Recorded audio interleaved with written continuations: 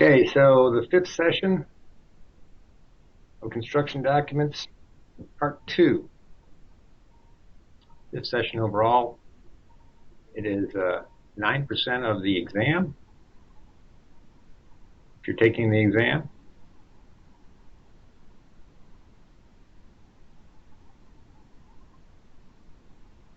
this is the AIA approved CEU HSU class.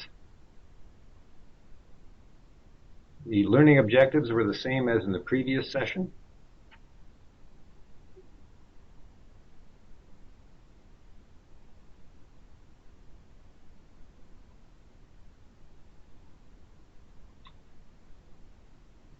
Our outline today, in this session, we're going to cover the master format specification sections, contract drawings, and a little bit about the resource drawings and the modifications of the contract documents.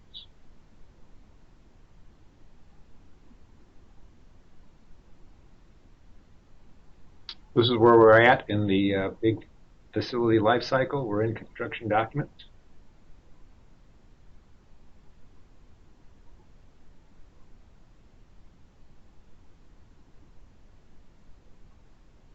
Today we're going to talk about specification.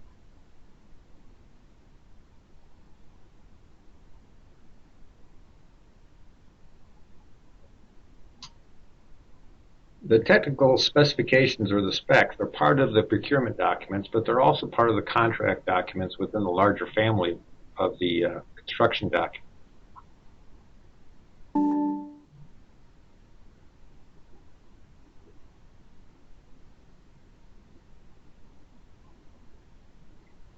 Keep in mind the specs are always complementary with the drawings, and they provide precise description and characteristics of the materials and products you plan on using.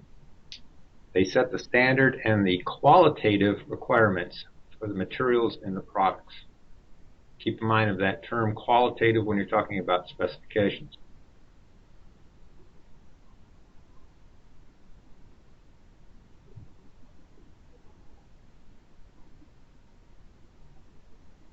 Here's another image of it using our lineal process of where the specifications are.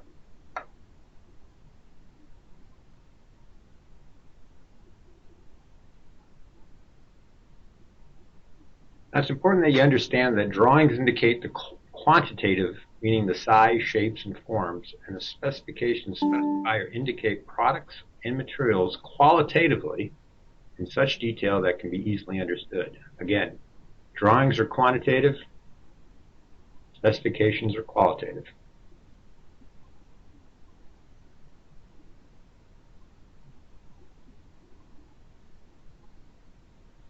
Basic steps for product selection are outlined. Primarily in the process,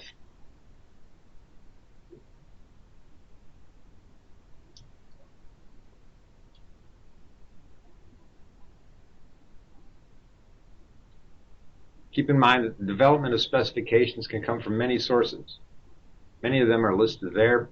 Many of the information, obviously, of the material comes from the manufacturers themselves, from their websites, and preferably from their product representatives also. After you've done the research, the drawings need to be reviewed and the project A&Es interviewed to glean all the project requirements that's necessary. Many architects, keep in mind, use their own corporate library or their own specifications. They use AIA Master Spec, which is preferred by large firms, or they use BSD's SpecLink, which happens to be owned by CSI, and is preferred by many medium and smaller firms. One of the things to keep in mind is that in BIM, 3D models are becoming more and more popular, obviously, in the industry, and specs information might be embedded in the BIM's model element in their attribute. And specs may be considered semi-automatically generated. That is, when information is put into the model, it'll put a notification that that particular product is being specified or needs to be included in the specifications. The problem with this automation is that the specs might be generic from the model and might not align with the corporate knowledge base or the firm's experience. It depends on the understanding and capabilities of the modeler themselves. Plus, until we model sealants, such specifications will provide very leaky buildings.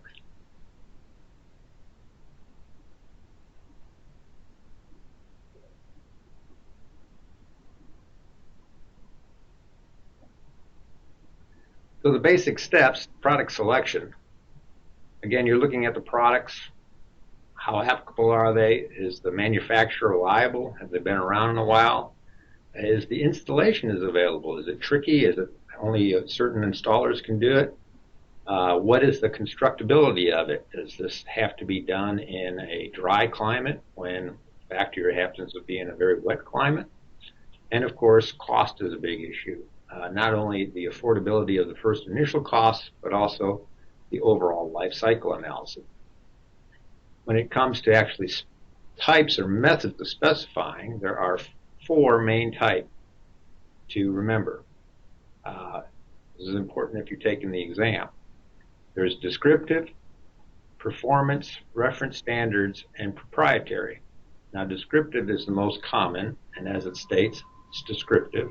You describe what it is. Performance, in which you're stating a performance requirement that you expect to get the end results from. And reference standards, that talks about basic common and accepted industry standards. Perfect example of that is ASTM standards. And the 4th type, which actually can be 4A or 4B, or sometimes they call it a 5th type. The 4th type is proprietary, which means you're calling out that specific manufacturer's product. And it can be what's called open and closed. Open meaning that you'll accept substitutions, or you'll accept alternate manufacturers that you may have listed, or closed, which means that this is the only product you want. Keep in mind that specifications often use more than one type or method of specifying a particular product.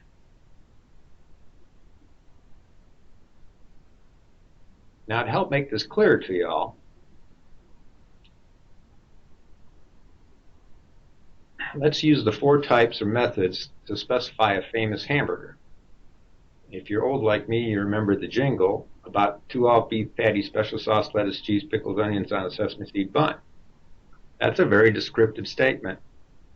Okay? On a performance level, you say, I need something to eat. It has to be purchased quickly. It has to be cheap. I need to be able to eat it in my car. If it's a reference standard, you're going to reference it. It's going to be USDA grade A beef, number 2 fine wheat for the bun, etc., etc. On a proprietary level, all you have to say is, I want a McDonald's Big Mac. Keep in mind that the most common error in specifying is what's considered over-specifying, where one method conflicts with another. An example of this is what's written below. You can call out for a Conair 451 storefront, very proprietary requirement, fabricated from an ASTM aluminum, okay, and that product isn't necessarily made from that particular B429 aluminum. It's probably made from a B6063.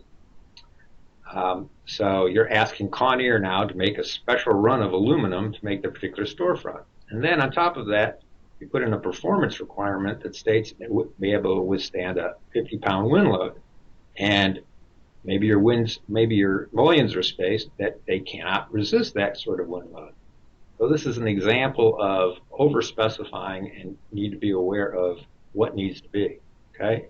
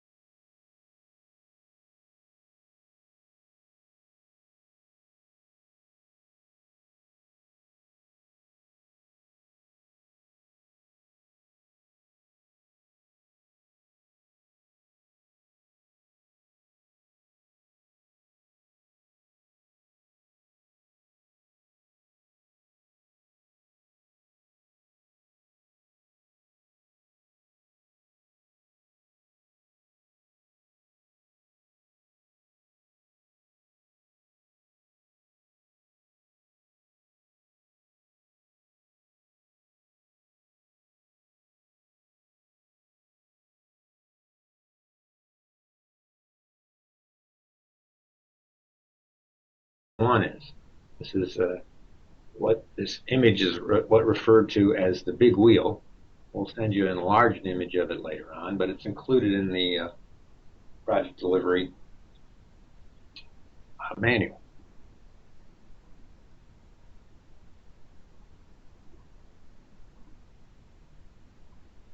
This graphic shows the relationship with the contract forms, which are not specifications, and Division 01 sections, general requirements, which are specifications. Keep in mind that the contract forms, the general conditions, supplemental conditions, are considered documents. They're not considered part of the specifications. Division 00 is not part of the specs.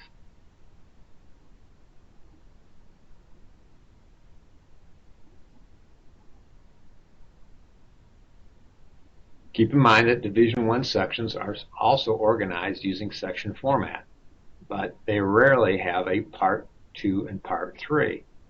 They're often just called out as not used. There are a few products that are specified in these sections, however. For an example, you may want to specify a specific temporary fence or an enclosure wall.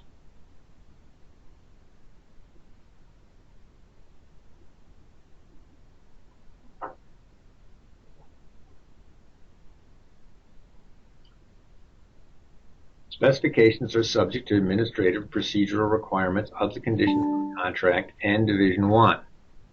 Basically and keep in mind, as this identifies, the general conditions govern Division 1, which govern Part 1 general. So there's a flow-down relationship. These are often referred to as the 3 generals. Do your best to understand them and not get confused if you take the exam, because I myself have specifically written questions in regards to the 3 generals for the exam.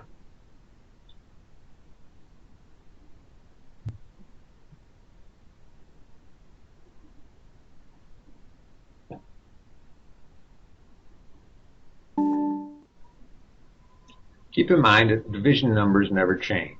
Okay? You'll need to remember the division titles, so spend some time, make up some flashcards, and remember which divisions cover what products. An example is a good way to remember Division 10 specialties is that we have 10 fingers, so we are special. Again, division numbers never change. If you don't use a division, you keep it in there and you just note it in the title as not used. You don't suddenly change over to the next division number.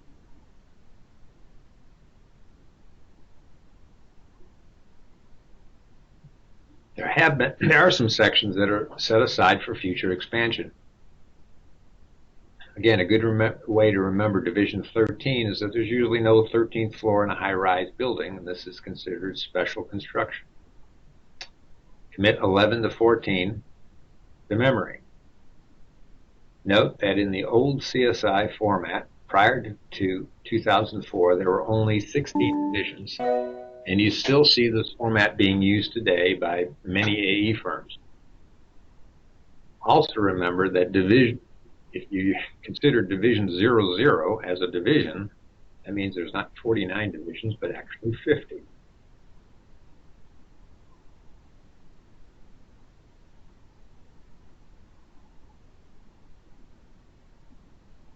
Some of the service groups are included. These were expanded because originally Divisions 21, 22, and 23 were all looped together along with some other items in Division 15.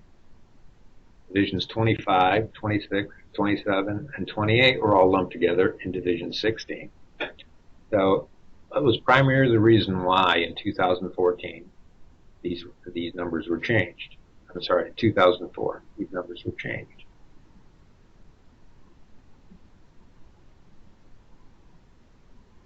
Another reason why was because all of civil work was thrown in Division 2. Obviously, they needed some expansion.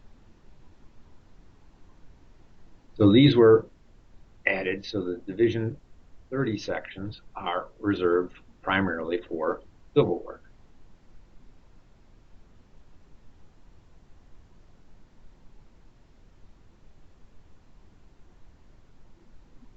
Now, process equipment used to be spread around the division. They moved them into the division's 40s group. This is to help people who do primarily industrial work have a location for their processing specifications, equipment specifications.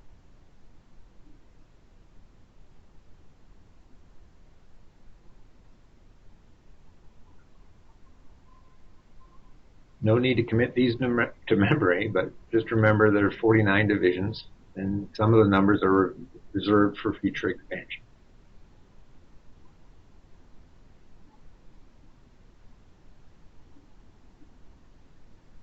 Now, when you go down into the various levels, once you get past the division level, there are multiple levels of specifications. The more the numbers at the end, the narrower the scope of the spec section, and the more detailed information will be provided. Really, the section really focuses in on a particular product or a particular installation. You need to memorize the following. The fact that a level 2 specification is considered a broad scope specification. A level 3 is considered a medium scope, and a level 4 is considered a narrow scope. Be able to recognize a level 3 specification or a level 4 specification. Each pair of numbers used signifies a different level of specification in the master format. We're going to go over this in a little more detail in the next few slides so you can get this concept down. Keep in mind that there's in master format numbering system that allows users to define a space for special circumstances.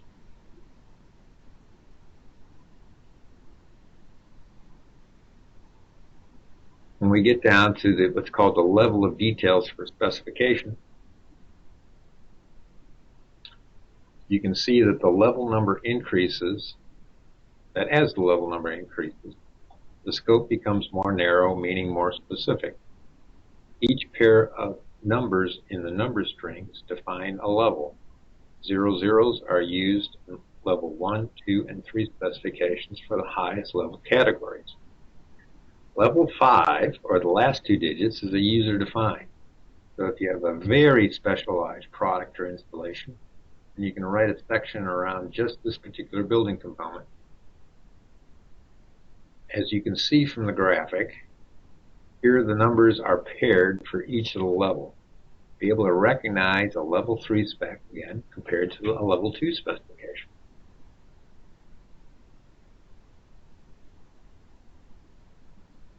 Here's an example. Note that level 3 specification has a 1 and a 3 in the third column, and the level 4 spec has a pair of numbers, 1 and 3 in the last column, separated by a period. All of these sections cover the same general topic, just an increasingly finite detail, or referred to as narrow scope. Not a reduced scope, but it's a refined or closer or narrower perspective on the scope. Also keep in mind that if you have both brick veneer masonry, okay, at that level 5 level, and concrete unit masonry on the same project, there's nothing wrong with specifying both in a section called section 042000 unit masonry, rather than thickening the spec book with duplication of all the other specification information repeated from 2 individual narrow scopes sections. So there's nothing wrong with doing that.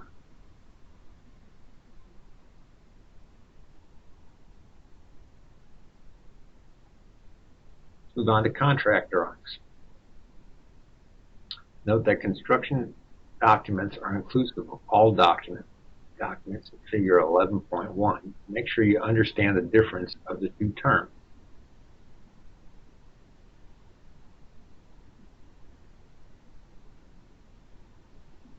While the specifications again identify the qualitative requirements, the drawings are graphic and they need to identify the quantitative requirements. Again, specs are qualitative, drawings are quantitative.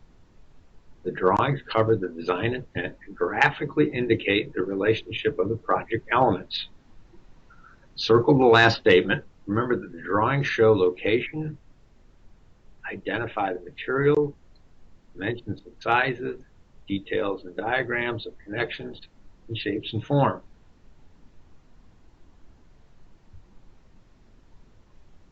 Drawings should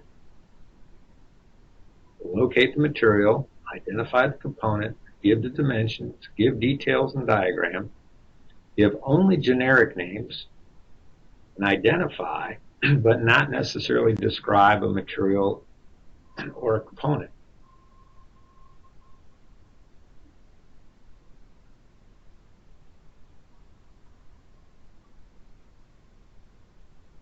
Drawings also indicate extensive alternates, construction phasing, limits of the work, specific areas of work by the owner, multiple contract projects, designated work based on separate contracts. And they also identify symbols used in the schedule of symbols. Note that the first 5 bullet points here all relate back to Division 1.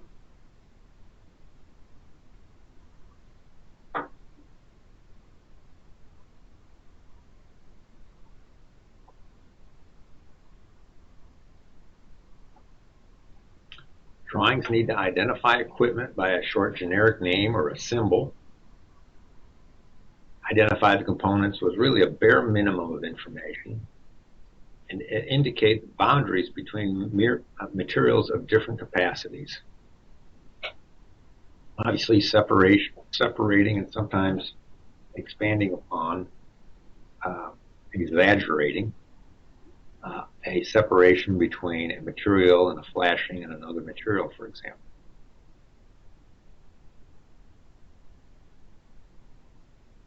Some of the things that drawings should not do is use comprehensive notes, use too many notes, use notes that define work to be done by a specific contractor, unless multiple prime contract, use proprietary names, and the worst thing is to put down C specs. C specs means that this is the only thing that you need to see in the specification. You don't need to see all the rest of the items that you specified or that you've shown on your drawings if you didn't say C specs. So don't put C specs on your drawings.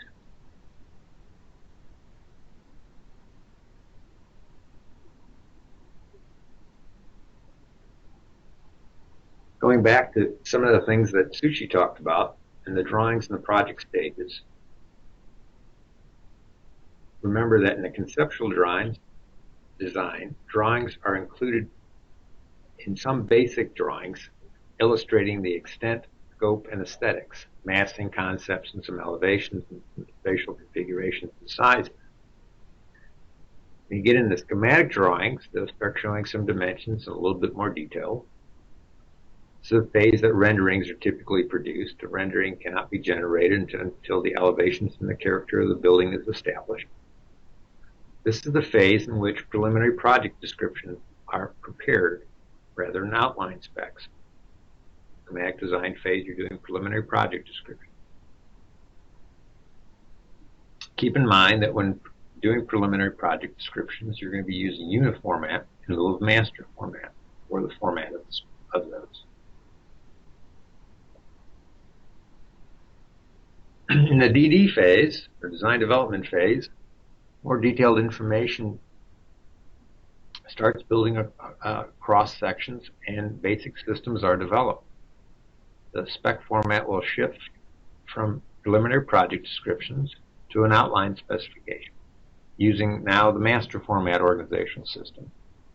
These drawings might equate to a 30% design completion. CDs, or construction drawings, are produced stages.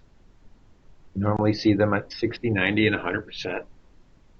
They get more detailed with each in the middle and are complemented with full sets of specifications, typically using the master format system. The 100% CD drawing, along with the contract forms and specifications and contract modifications, form what are known as the contract documents. Note that the level of detail of the CDs will vary depending on the type of project and the delivery project method used. For instance, the design-build project may have less detailed drawings.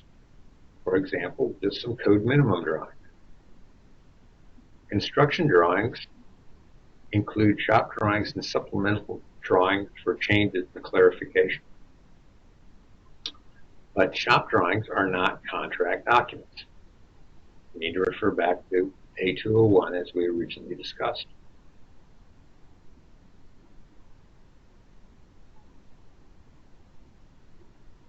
Record drawings are important for the owner in future additions to modifications. They are vital to the facility or building manager for future reference. Record drawings need to be maintained at the contractor's field office during construction, not at the home office. They need to record all changes. Changes during the course of construction are marked up on these drawings, and this includes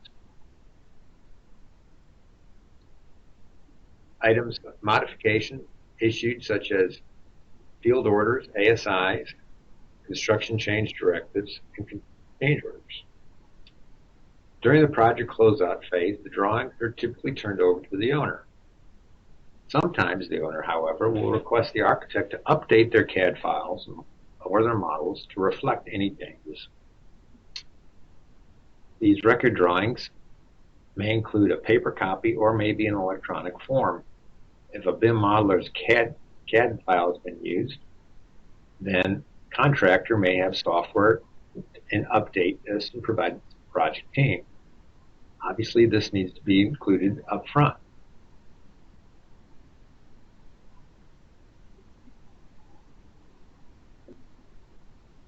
Drawing coordination is very important, and a coordinator should be assigned to the project to ensure consistency. If the architect and engineer is not the specifier, then a coordination meeting with the specifier is required to ensure that the specs are aligned with the drawings. Checklists are a common QA tool used by specifiers with the project team to help QC the CVs and ensure that products in the drawings are covered in the specification. Spec writers, therefore, are inherently QCers of drawings. The drawings shown here are an example of a key plan. Note it doesn't have any dimensions, it's just a reference plan.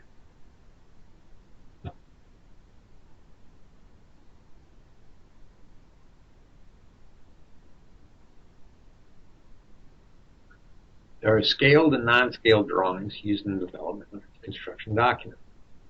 Scale drawings will include a numerical scale, for example, a 1/4 inch to a foot, or a graphic scale are commonly used since drawings might be printed half size or issued as PDF. Note that although commonly accepted as a practice, there should not be a defined order of hierarchy in drawings. For example, stating that larger scale drawings take precedence over smaller scale drawings. If the drawings are complementary, then they all work together, and what is required by one is required by all. If there is a conflict, then a question must be asked to clarify the design intent. Non-scale drawings and details need to be labeled, not to scale. Again, the drawings and specifications need to be coordinated. The drawing materials labeled be consistent, and materials and products shown must also be included in the specification.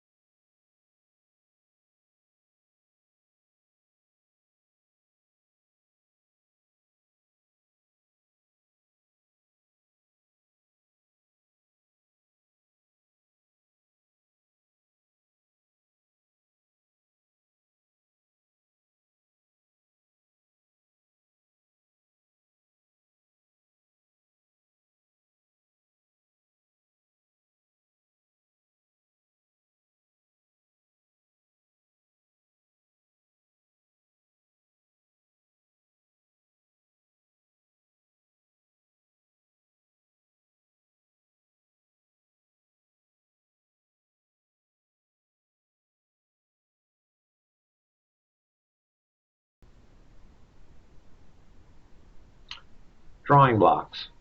Drawing blocks are common for BIM and CAD files and are often produced by manufacturers for insertion into a set of drawings.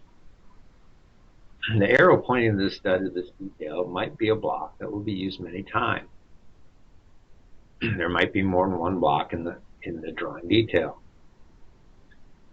In a BIM model, the block or element might have attributes, and in some cases, the specs for that item might be embedded within that particular element. For example, a door block or door element might have the material called out, whether or not it's wood or metal, a thickness, a fire rating, interior and exterior applications, and even the hardware type embedded within it. Keep in mind that the modelers may not be aware that that data is included within those elements. And you may end up with a hardware section or a hardware specification that's completely different than what you're thinking of.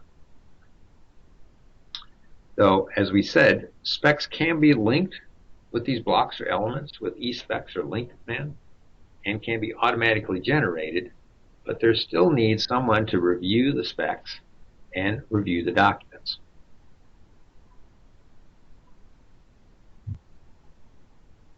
Finish and hardware schedules are often included on the drawings, but they also might be in the specifications. Here's an example of a door and frame schedule.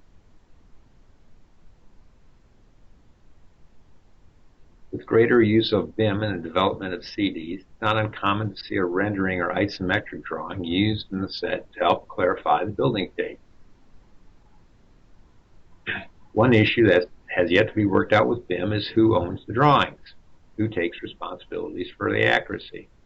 What if the model has a bust dimension or a detail? Whose responsibility is it? What level of detail is going to be provided?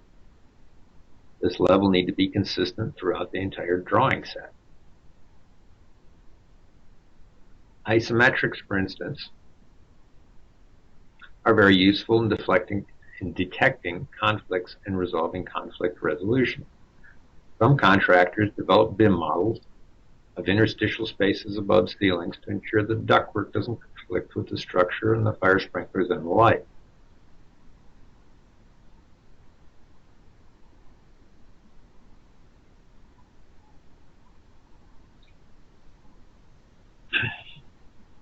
There is no need to add notes on the drawings that say these specs. This is redundant and useless, especially if the drawings and specs are complementary.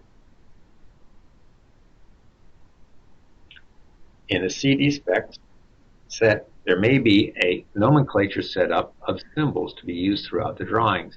These symbols and notations obviously should be consistent. The letters in front of the drawing numbers need to be consistent. A for architecture, S for structural, M for plumbing. The drawings and the layers need to be organized in accordance with some standard. National CAD standard is a great standard to follow. CSI's drawing format, called the Uniform Drawing System, is another system. Note that these are recommendations, they're not mandated requirements. Each office may vary with their own standards, and in particular, the particular clients may have standards that they want you to follow.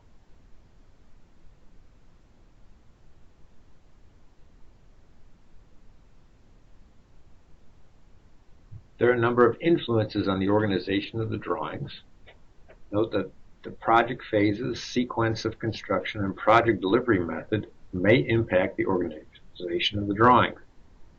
Project delivery method will also dictate the cost of the work that the AE will incur when developing the set of drawings, especially if the drawings are issued in multiple bid packs in a fast-track model used in design, build, or construction management. It's important to be familiar with the term UDS, or Uniform Drawing System, for CSI. And the formats out there. The National CAD standard is a consensus standard, but it's not mandated. It comprises several industry sub-publications listed here.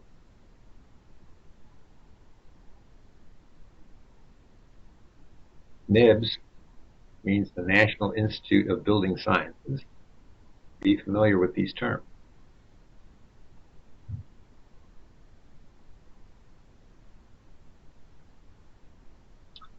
Some trends that we're seeing.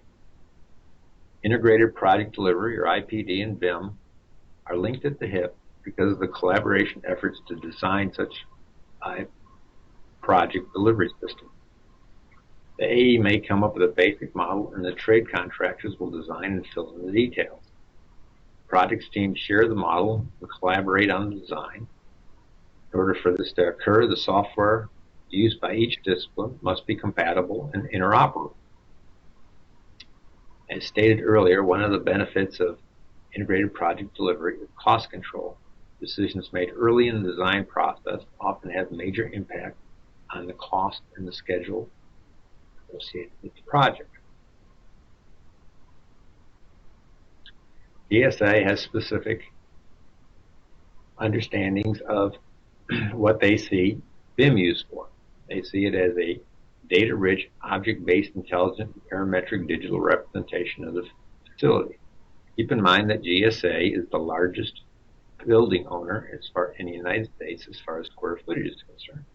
So now they're requiring all their building drawings to be using BIM for a couple of things. One, for energy modeling, and the other thing is for simply keeping track of what tenants they have in what spaces.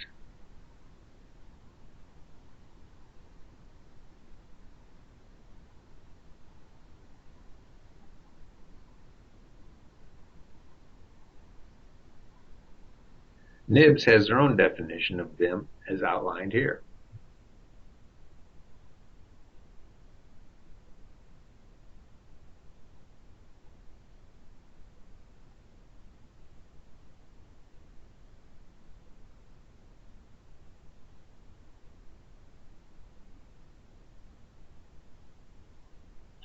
The BIM definition, according to CSI, is a three-dimensional geometric model plus data on building elements and systems, wall and door types, space characteristics, air handling units, all various components that go into it. The organized prototype of a building contains data used by building analysis software applications such as cost estimating or energy simulation, daylighting, code checking. And they have what's considered to be high intelligence, or basically easily usable data.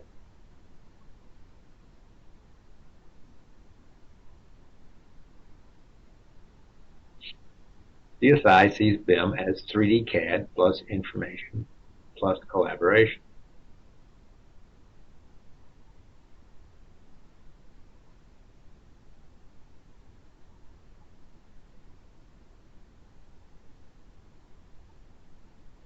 Make sure you understand that BIM, typically considered 3D, when you add scheduling and sequencing to the model, that's called BIM 4D. When you add cost to the model, that's referred to as BIM 5D. You're adding facilities management and as-built reference information into it, it's 6D. I like to refer to this as simply XD because you never know exactly what level you're going to be getting. But as far as those taking the exam, these are the numbered steps and the level of detail in the BIM model that CSI portrays.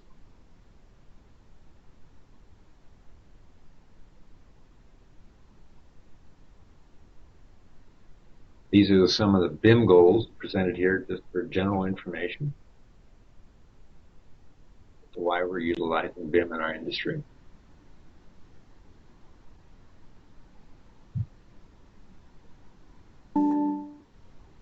Keep in mind that BIM is evolving. Software is evolving, still in its larval stage of development in some respect. There's a lot of lack of information about design intent or decisions or analysis or code requirements. That may be changing here shortly. There are a few programs that actually capture the O&M data in any sort of organized way, although there are definitely companies working on that process. It's a continued research and development within the industry itself. Academia, use of the software is expanding it in multiple directions. There's beginning to see more interoperability between the various software packages, so you're not just stuck with one particular software. You can work with other people's BIM models. And there's an integration of the specification, not customized for office standards, but a concept of being able to share qualitative information within the model.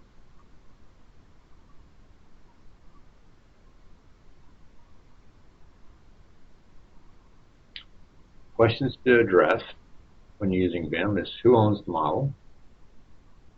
What is the level of detail expected? Who's responsible for errors if you pass along the model to other people? And are you expecting to have integrated specs, the information included in the model, or is it simply a reference back to a pointer within the elements of the model?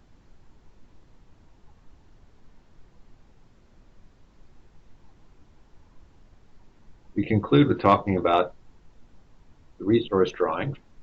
Keep in mind, resource drawings are not contract documents. We'll be covering this in a future session, but they are part of the larger family of construction documents. We'll also cover modifications. They're issued after the contract is awarded and signed. We'll cover this topic as part of the session on construction. Remember that these modifications are contract documents. They differ from addendums that are issued during the bidding and prior to the contract award. Quick review of what we covered today. Are there any questions?